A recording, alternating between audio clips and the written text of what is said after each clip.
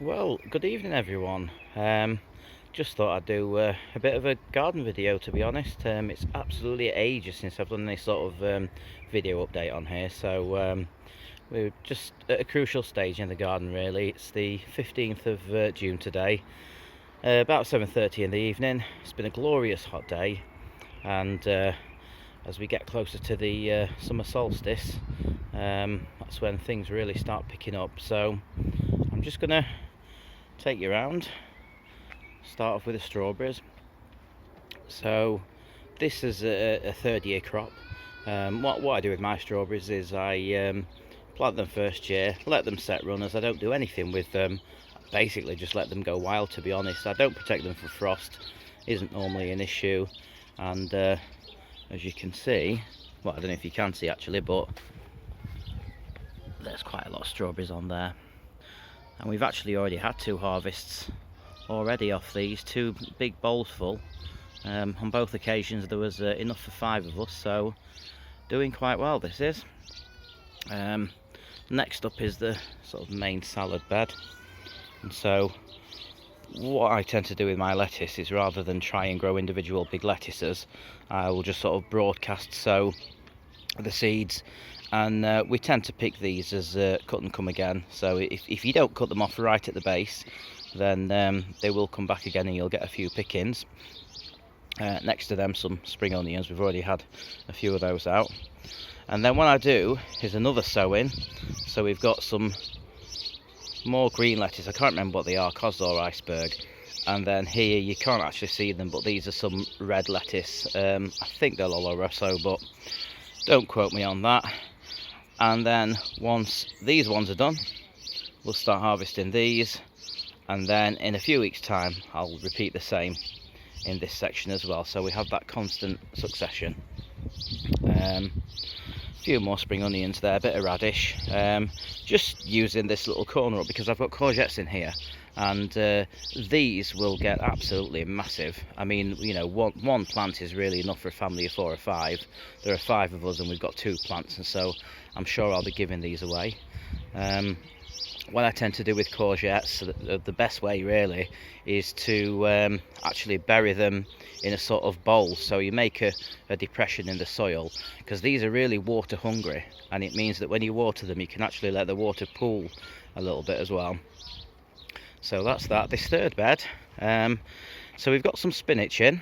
Now again, these are kind of cut and come again, so we just sort of pick off the biggest leaves as we need them, and this is growing like wildflower at the minute, and you normally get 2 or 3 pickings. And then I actually just sown yesterday another row in the middle there, and I think another row here, so that again by the time they're done the other ones will be up. We'll have a bit of a succession. Beetroot. I always multi-sow beetroot, so this is basically a practice of putting 5 or 6 seeds in a module. That's how I grow them. I plant them out that way, and I'll harvest these anywhere from golf ball size to tennis ball size. So there'll be a cluster of about 5 or 6 beetroot in each sort of plant, if you like, or cluster. I find that it works extremely well, and actually they don't inhibit each other's growth, they just sort of push each other outwards. But what this does mean is that when I first plant them out, it's several smaller plants, but it looks like a bigger plant, and I tend to find that the pigeons tend to leave them alone, whereas if I just do it the old school way, where you put individual seeds in and just grow individual beetroot, they just seem to be more prone to attack. I don't know what the scientific reason for that is, but it seems to work. Just in front of this vegetable bed here, we always have a border which has annuals in, so obviously these have got a bit of a way to go yet. I have to say, I think we're probably still a couple of weeks behind, and I'm hearing the same thing from a lot of gardeners up and down the country. I think that the May that we had, where it's basically cold and wet, has kind of put everything behind. But as I mentioned at the top of the video, as we get towards the solstice, things tend to catch up very quickly. So in here we've got things like marigolds, pansies, we've got some daisies in there this year, and we've got some dwarf asters. So this will just be awash with colour, you know, give it another sort of 3 or 4 weeks. Really nice. And then flanking the path on the other side, we've got this border. Now this is mainly full of perennial plants, so you know, things like dahlias and geums, and basically perennials are plants that will come back year after year. So this is quite a low maintenance border really, other than the weeding, and again it's a couple of weeks behind, so we'll be getting a lot more colour out of this pretty soon as things start to flower. I do pop a few annuals in here sometimes as well, so annuals being, like we have in this border, things that will just flower this year and then they'll die off. So I'm just going to gently spin you around. So this is our kind of wild area.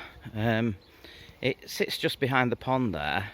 The pond, by the way, is a work in progress. We desperately need to get some plants in there because we need something to oxygenate the water. I'd like to have a waterfall in the back corner eventually, but yeah, we're still on with it. It's quite green and sort of quite a bit of algae at the minute.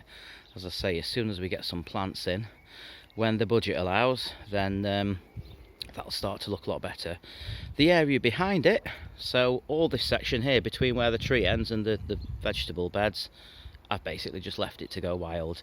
I did plant some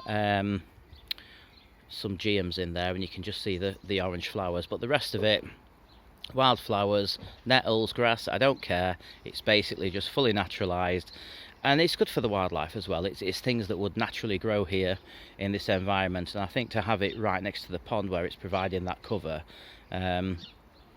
is a pretty decent place to have it. So as the arch there that leads to the second part of the garden, and if I just come in on this a little bit, we've got a really nice clematis growing over that. It's a late flowerer, so it'll be a few weeks yet before it starts flowering, but oh, when it does, it just looks stunning. In fact, I'll tell you what, let's go up here. So through the arch, another vegetable bed. So we've got shallots here. And then I'm not doing too many brassicas this year, but what I do have is some kale, dwarf kale, and we've also got some calabrese, or broccoli, as you will know it.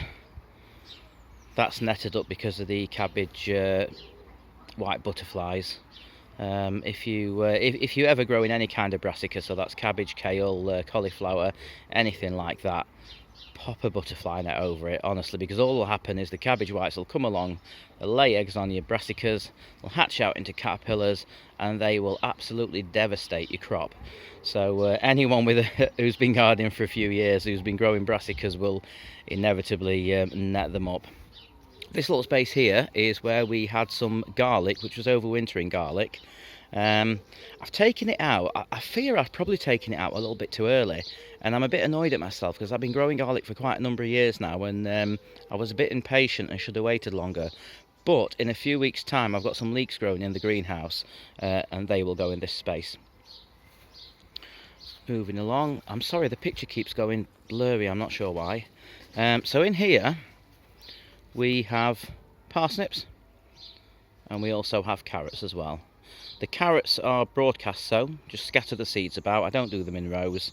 I don't sow them too thickly. It basically means that we don't have to thin them out, because that can attract the oh crikey, the root fly, carrot root fly, I think. I'll probably remember the name in a moment. And the netting also.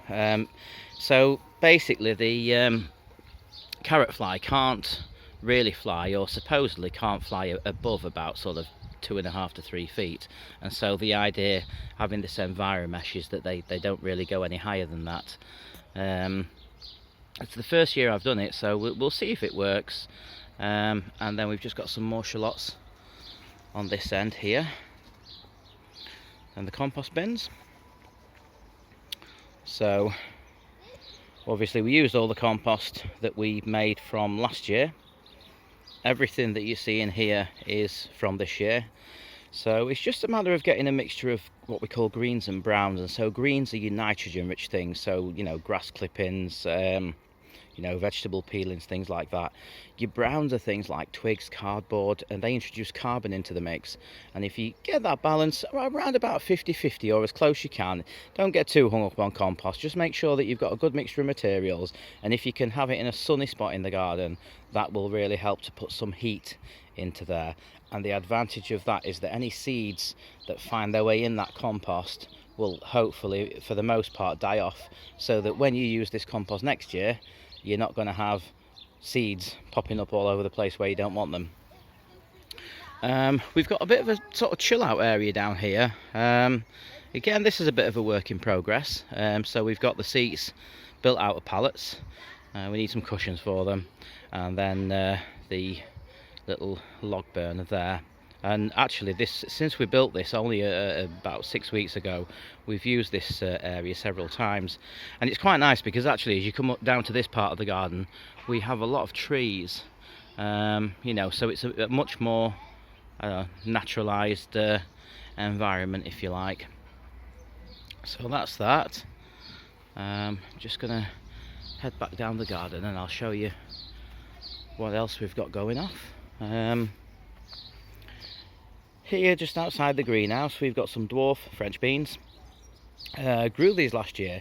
We're not actually big, well, I'm certainly not a bean or pea fan particularly, but I do quite like these dwarf French beans. And the beauty of them is that you don't have to put stakes in or anything like that, because they're a bushing variety. So, you know, they'll stand on their own 2 feet, as it were. Okay, into the greenhouse. Those are the leeks that I mentioned before, so we're just waiting for them to bulk up a little bit, and they'll be getting planted out in the garden. Tomatoes. So what we've got here is 2 Moneymaker, and basically these are like your large salad tomatoes, and then we've got 2 Gardener's Delight. So these are a cherry tomato, so they're a much smaller tomato, but you know, they're still quite big for a cherry actually. But the cherry tomatoes look lovely, sweet flavour, and you tend to get a lot more of them as well. And then just in between the tomato plants, I've planted some basil. Now this is something that I do every year. One there and one there. 2 reasons. Firstly, basil just goes with tomatoes. If particularly anyone who's into your cooking will know that. And also it's good companion planting as well. So basil grow really well when they're grown with tomatoes. You probably notice here that I actually grow my tomatoes in a raised bed rather than grow bags or pots. One of the main problems people can have with tomatoes is something called blossom end rot, and you'll know you've got it because the end of each tomato starts to turn black. Now, a lot of people think that that's lack of calcium, and then that you should spread something calcium rich on your compost. But actually, compost, multi-purpose, which is what this is, has plenty of calcium for a tomato's needs. The main thing is consistency of watering, because if the watering's right, then the tomato's ability to be able to take up calcium will be improved. And what I find by using a raised bed like this rather than pots or grow bags is that it's very difficult to overwater these because there's so much soil there, and it's quite difficult to underwater them as well, because I give these a good soak every few days, and this bed holds quite a lot of moisture, so I just find that it's much more consistent, and it works for me. So if you are having problems with blossom end rot on your tomatoes, you won't be aware of it yet because you know, it's only flowers at the minute, there are no tomatoes on. But if you do have that problem, then, you know, maybe consider growing in a raised bed like this. I've certainly found that it works for me. No right or wrong answers with gardening, there's just what works for you, and what works for one person might not work for another. And then cucumber. So again, this is something that I grow every year. I don't know, you can't really tell here, but I actually plant these on a slight mound, cucumbers, and the reason I do that is because although they do require a lot of water, they don't like their sort of feet, especially the neck here, to be sat in water. So it's always a good idea when you're planting cucumbers to just sort of raise the soil a little bit. so it drains away. And when I water, I actually water around rather than right at the base of the plant. I tend to find that that helps. It's still quite warm in this greenhouse, so just step outside and we'll carry on. This border's also mostly perennial plants. I say mostly, I mean we've got some calendulas and things in the back there, but we've got dahlias and whatnot in there. So again, these are plants that come back every year, quite low maintenance. We're sort of just at a stage where we're literally weeks off everything flowering, so overall we're still looking quite green at the moment. We've not got too much colour, but it's not going to be long now. We certainly will get there. This is my little corner where I sort of keep my plant stocks, and so these are just some perennials. I ordered a load of plugs at the beginning of this year and grew them on, and a lot of them are in the garden, but these are just spares. I'll keep potting these up, and if I don't have space in the garden for them, I'll just overwinter them in the greenhouse, and anything that doesn't make it through the winter, then we've got plenty of backups. Now we've got this little planter here on the decking, so I've got some dahlias in here, and then we've got calendula, pansies, mostly annuals in here. I sort of change the function of this every year, to be honest. Last year I had some trellis up the back, and I had some climbers, so it just depends what I feel like doing that year and what's available really. And then potatoes. So these are new potatoes. I don't grow main crops because, you know, they're that cheap to buy from the shop, and because I haven't got unlimited space, like a massive allotment or anything, it's not really worth it. But new potatoes are absolutely delicious, whether you grow them in the ground or whether you grow them like this in sacks. What I like about the grow sacks is, well, there's two things. Firstly, they're a lot easier to harvest, so when these are ready, and we'll know that they're ready because they'll have flowered and the foliage will start dying back, we just chop the foliage off, empty these bags out, and it's a really easy harvest. The other thing is, sometimes when you do them in the ground, no matter how much you think you've dug them all out, you always end up the following year, when you're growing another crop there, if you're doing your rotation, you always end up with a few potatoes that you left in that keep coming through and can be a bit of a pain. So that's why I like to do it that way. And that's really it, folks. So as I say, a little bit behind, but I'm quite pleased with everything. I hope that gives you a bit of an idea of kind of what we're doing here, and I'll probably do another one of these updates in a few weeks' time, and I think by then you'll see a massive change in the garden. So thank you for watching, hope you enjoy this. Look after yourselves and take care. Bye for now.